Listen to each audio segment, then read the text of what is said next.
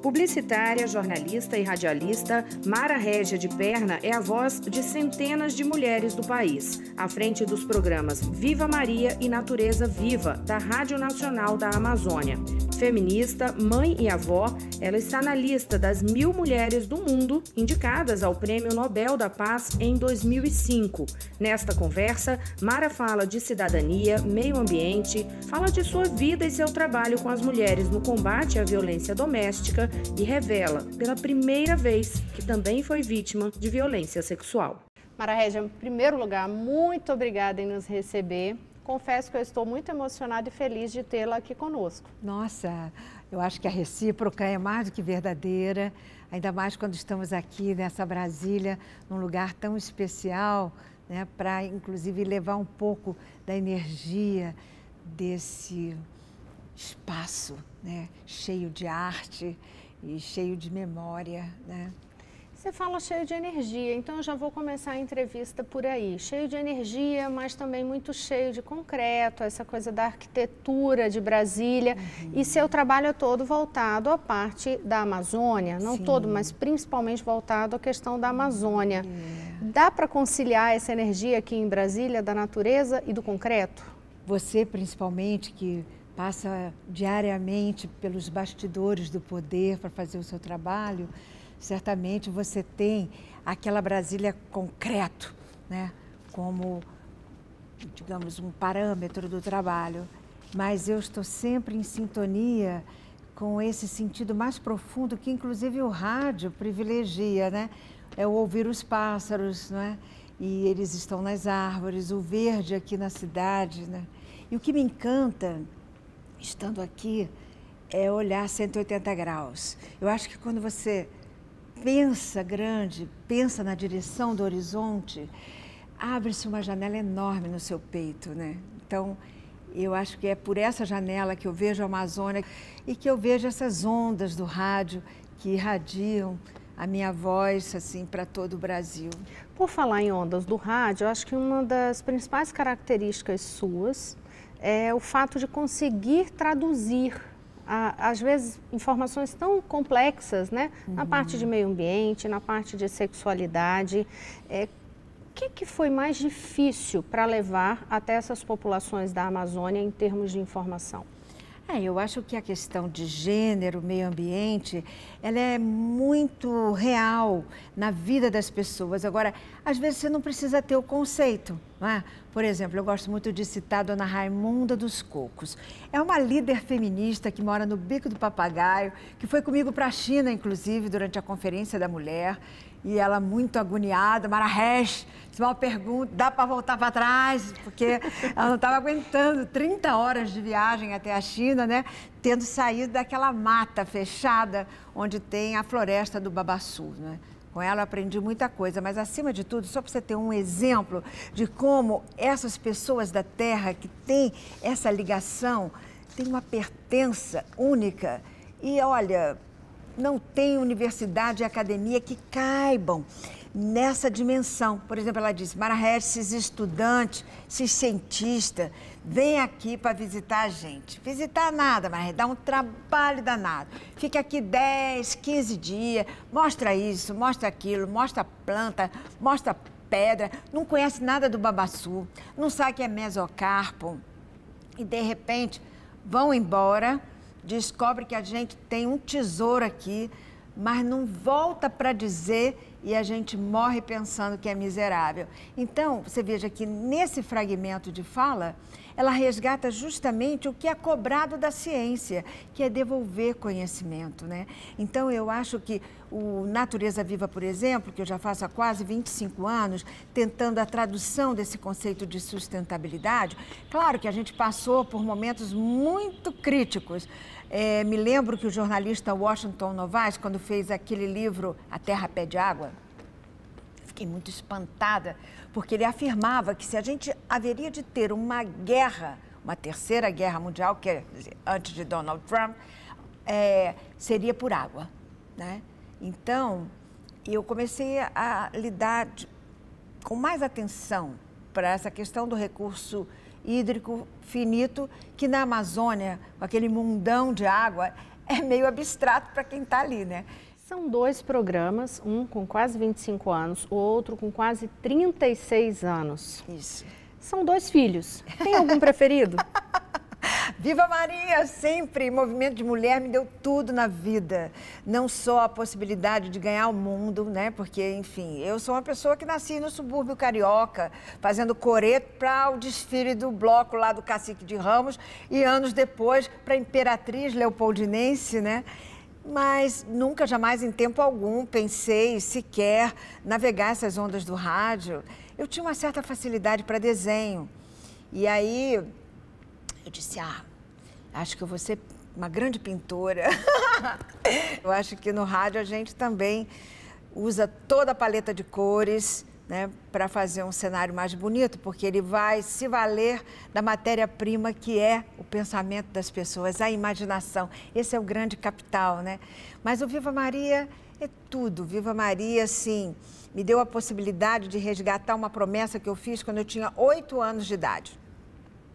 Infelizmente, eu tive um pai agressor por força da doença do alcoolismo, não é? E com isso passei a minha infância chorando a dor de ver minha mãe apanhar em casa. Isso me marcou muito. Eu tinha uns 8 anos de idade quando, diante de mais uma das surras e até de uma expulsão de casa, onde eu, meu irmão e minha mãe tivemos que sair com pijama de casa às 3 horas da manhã para a rua, porque ele não queria a nossa presença em casa. Muita dor, muito sofrimento. Aí eu fechei os olhos e eu falei, eu quero crescer para fazer alguma coisa para que as mulheres nunca mais tenham que apanhar. Então, assim, acho que algum anjo passou, né, e disse amém. Vai ser isso. E foi. Então, o Viva Maria representa esse compromisso com os anjos, com as mulheres, acima de tudo, impedidas de abrirem o seu coração até hoje para falar da dor, né? E pactuadas com o silêncio, precisam ter uma alavanca, alguém que todo dia esteja dizendo, olha, você não tem que sofrer calada. Bater, xingar, rasgar documento, tudo isso é violência e você não tem que aceitar. E aí, quando você tem esse presente da vida, de encontrar uma Maria da Penha, e junto com ela lutar para fazer uma lei de enfrentamento à violência doméstica, você justifica a sua existência. E mulher é matriz, né?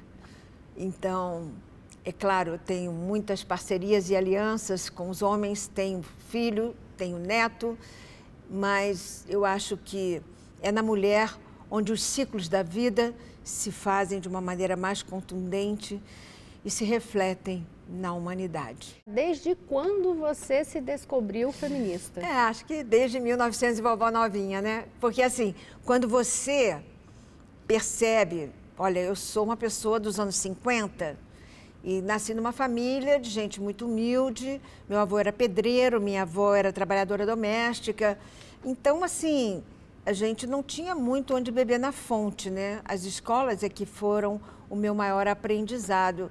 Mas a primeira lição foi o seguinte, mulher não pode trabalhar, porque minha mãe fez um concurso para o Instituto de Resseguros do Brasil e começou a se empoderar pelo trabalho, como secretária executiva.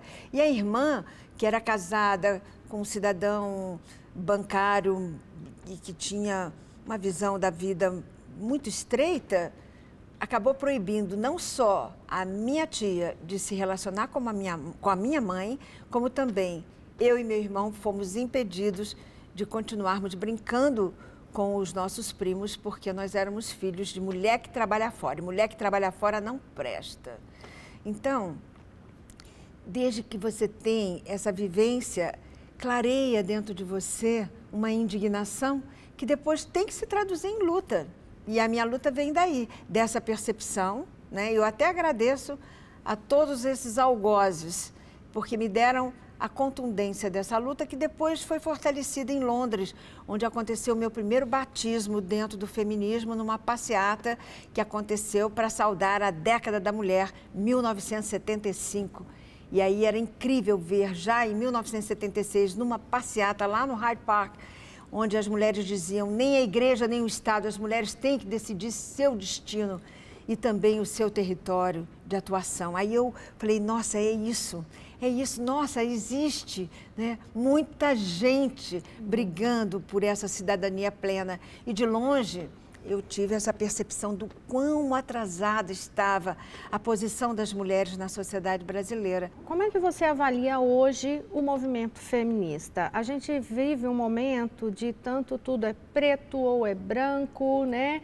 É aquele fla-flu em todas as direções. Isso foi, de alguma forma, transferido para o movimento feminista também?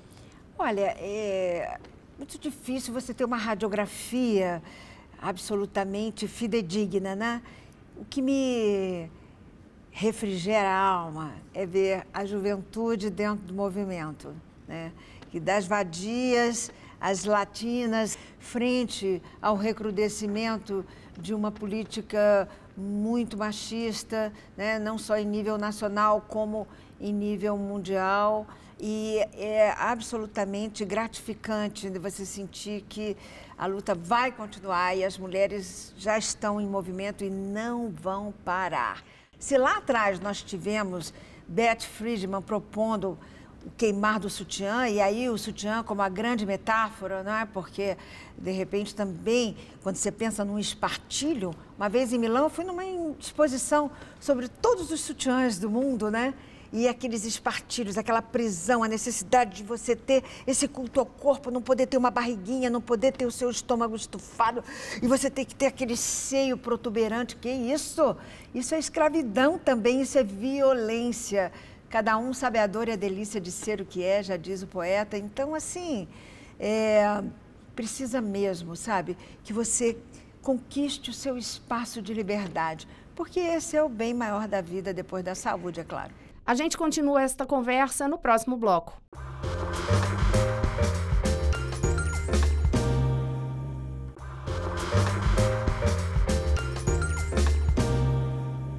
Hoje a gente conversa com Mara Régia. Eu imagino, quer dizer, eu tento imaginar as cartas que você recebeu e recebe, né, ao longo de toda essa trajetória. Conta um pouquinho para a gente de quais eram as dúvidas que chegavam no começo, as perguntas para a Mara sobre essa luta feminina e o que é que mudou em relação a hoje, qual o tom dessas cartas? Bom, no Viva Maria dos anos 80, né, porque a gente tem que dividir na linha do tempo, nós estávamos em pleno momento de, na Constituinte, emplacar aquelas plataformas que eram fundamentais para a nossa luta, não é? Porque hoje a gente tem como dado licença maternidade, 120 dias, ó que bom, mas pensa na época em que a gente não tinha sequer, né, a possibilidade de ter essa licença de uma forma extensiva, inclusive, para os maridos. Então, as mulheres, elas se lamentavam,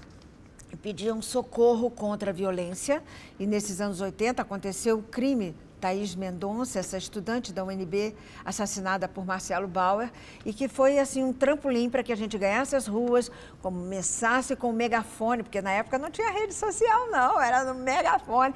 Eu não sei quantos Viva Marias eu fiz da rodoviária do Plano Piloto, chamando as mulheres para que a gente se juntasse, fosse nas petições que a gente assinava ali com a carteirinha de identidade para conseguir tudo isso que a gente garantiu na Constituição de 88. Então, esse foi um dado muito forte, tanto assim que na carona dessas questões a gente criou a Delegacia Especializada de Atendimento à Mulher, que foi uma luta do movimento também, unido no fórum. Mas, assim, depois que eu comecei, nos anos 90, a falar para as mulheres da Amazônia, aí a paisagem mudou completamente, né? É uma questão de tentar conhecer o próprio corpo. Então, assim, será que se eu tomar um chá de barbatimão, Mara Régia, eu vou voltar a ficar virgem de novo? É que meu marido está se queixando muito aí, que eu já tive 6 filhos, né, Mara Régia? Então, ele diz que não quer mais eu, não. Então, eu tenho que ficar virgem de novo para ganhar esse homem, né? Então, aí começaram essas questões que deram origem a um projeto que eu fiz. Ganhei uma bolsa da Fundação MacArthur para fazer Mulher nas Ondas do Rádio, Corpo e Alma Rompem o Silêncio. E aí, começar a pegar argila nas oficinas para que as mulheres se encontrassem ali naquela terra amassada, como é o corpo por dentro. E aí descobertas incríveis, por exemplo, as indígenas, elas têm uma prática não só de enterrar placenta, coisas que eu vim descobrir depois, por força desse pertencimento, né? Se você não enterra a placenta e não dá vida a uma árvore com aquela energia, você não garante a saúde do seu filho. Então, eu fui tendo esse aprendizado, mas o que eu mais achei incrível é que na hora de pegar a argila para fazer o útero, o ovário, como é, como não é, elas falaram, Maria Régia, vamos primeiro fazer umas pilulinhas. Eu falei, mas pilulinha? Que pilulinha? Ô, mulher, tu não sabe que nós, quando sai de casa e vai para longe, a gente precisa comer a terra de onde a gente está, que é para não adoecer longe de casa. Então, elas têm necessidade desse pertencimento, essa coisa que a gente na cidade perdeu. Às vezes você não sabe nem qual é a temperatura de hoje, vai fazer sol, vai fazer chuva, não sente nada, né? Mas existem mulheres que, em função da mudança da lua, menstruam 2 vezes no mês. Então, eu fui vendo essa questão até chegar no abacate, na goiaba, que tem todos os carocinhos, que são os nossos óvulos, que já vêm prontinhos, as mulheres sempre mais seletivas. Então, esse universo do feminino é que deu nas cartas a tradução, inclusive, de um dossiê que eu fiz sobre mortalidade materna e que está nos anais da Câmara dos Deputados. Nas cartas, elas trazem muita questão da sexualidade em si, do desejo, alguma culpa por isso. Como é que elas abordam isso? Assim, bom, é tudo muito mesclado com a violência, né? Então, você tem desde mulheres que dizem que, por força dos porres que o marido tem, elas não conseguem ter nenhum prazer sexual e sempre ficam ali de olhos fechados, torcendo para que a relação acabe logo, porque elas acham algo insuportável. A ausência de prazer, muitas vezes provocada pelo cansaço, pela exaustão. Como você ter esse espaço? Mas, por outro lado, existem mulheres tronco, que são muito frondosas, sabe? E que fazem descrições de relações sexuais numa rede, por exemplo. Ah, Maria Régia, tão bom que até as paias aqui da minha casa balançam. Então, elas falam muito sem pudor, sabe? De traduzir essa essência, isso é uma coisa muito delas, natural. E a questão de estar bem no seu corpo, sabe? Nunca recebi da Amazônia nenhuma carta dizendo, eu quero mudar alguma coisa em mim porque me sinto menos mulher, porque meu peito é maior ou, enfim, ou é menor, sabe? Então, isso me enternece, assim, porque sinto que a autoestima, e até porque, assim, sem parâmetro de televisão, né? Sem rádio, sem notícia das terras civilizadas, é muito bom, porque aí você se vê como gente, né? Numa perspectiva humana grandiosa. Então, isso me preenche a alma de uma forma incrível. E o Viva Maria, inclusive, acabou dando vida a uma data latino-americana, que hoje é continental, que é o 14 de setembro. É o Dia da Imagem da Mulher nos Meios de Comunicação. Então, a gente faz um certo monitoramento do que está aparecendo aqui e ali.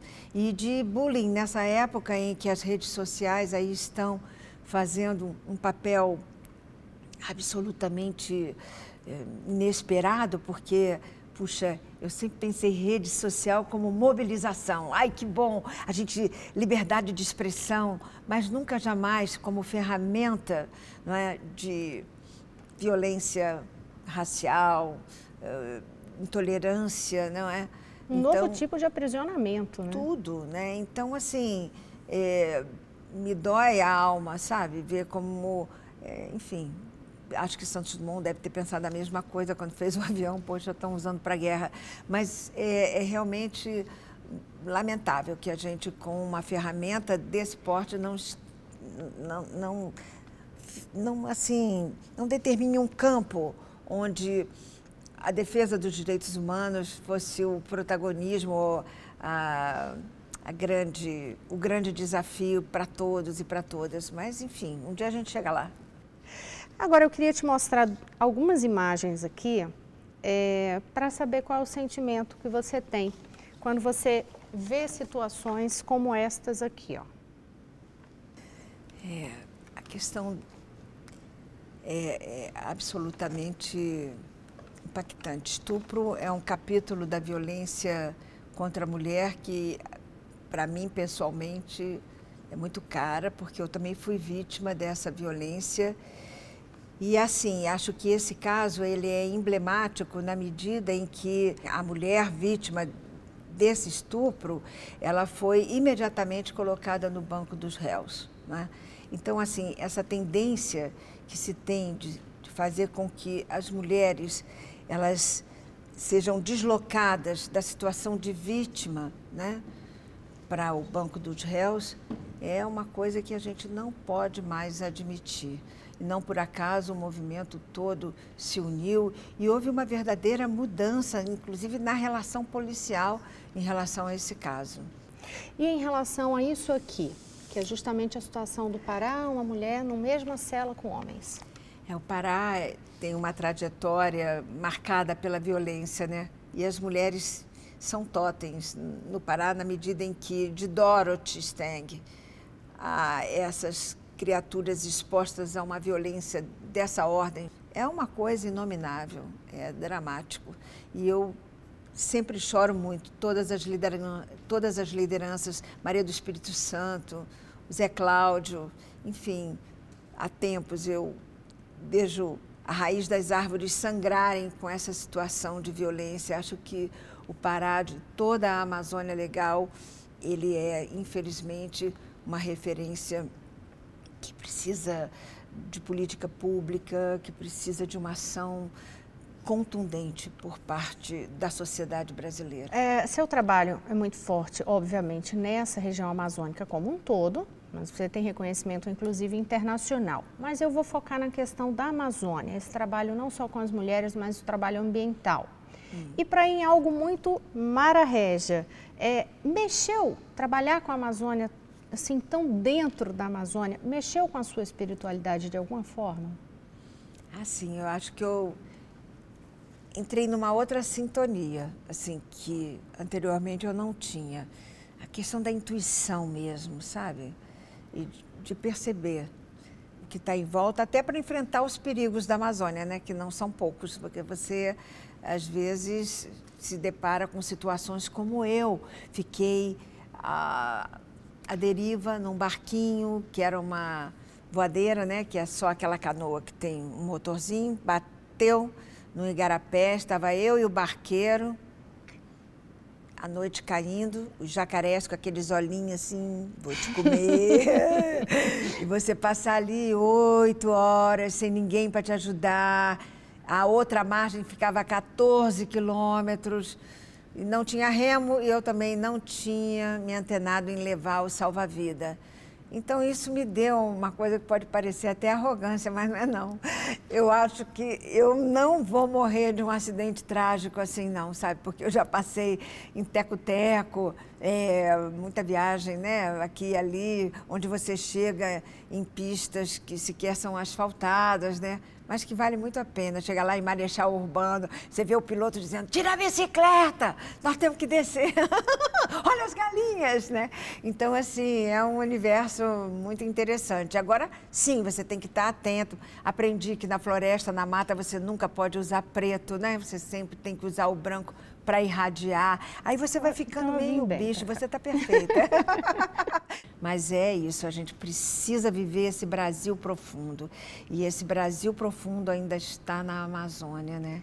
E eu tenho, assim, o privilégio de ter nessa jornada, pelo projeto Mulher nas Ondas do Rádio, fazer a procissão da luz com as parteiras da floresta e contando com a lente atenta de Pedro Martinelli, que me acompanhou nessa jornada, e outras tantas pessoas de alma e coração voltados justamente para a salvação dessa nossa espécie que insiste em querer se acabar, porque o mundo está aí e vai ficar para sempre. Nós somos só dinossauros disfarçados. Agora, você tem toda essa questão da energia, que já falou aqui várias vezes, né?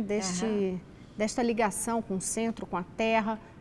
Conta um pouquinho para a gente de outra pessoa, de sua relação, contato com outra pessoa, que a gente sempre remete a esse tipo de lembrança, lembrança da espiritualidade, da energia, que é Paulo Coelho. Que história é essa? Como que é essa proximidade? Paulo Coelho, assim, ele também me deu muitas lições, né? Um aprendizado muito grande no sentido das coisas que você diz. E quanta bobagem, né? A gente fala.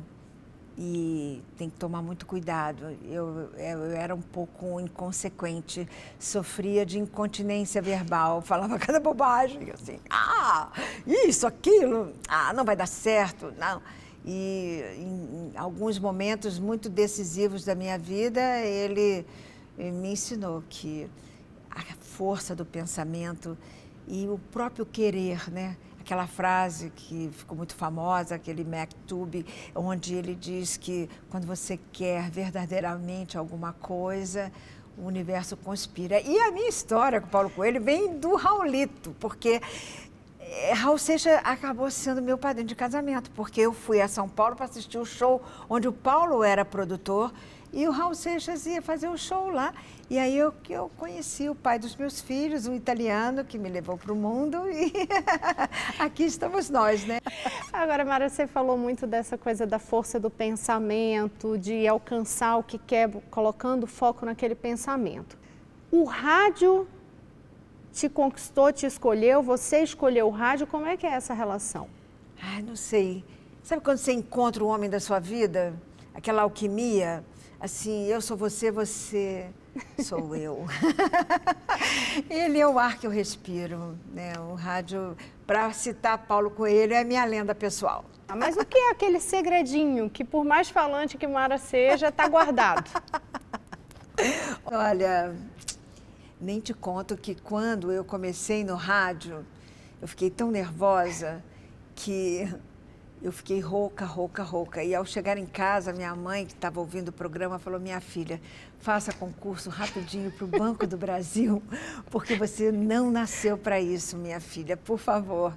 Então, nem te conto, nem sempre aquela voz, mesmo a mais amada que você tenha, é capaz de domar o seu destino, sabe? Mara, muito obrigada pela entrevista, que essa energia continue aí, vai irradiando para muitas pessoas na Amazônia, pelo mundo, né? Levando todas essas lições, trazendo essas lições para a gente. Muito obrigada pela entrevista. Eu que agradeço, foi um prazer enorme estar com você aqui.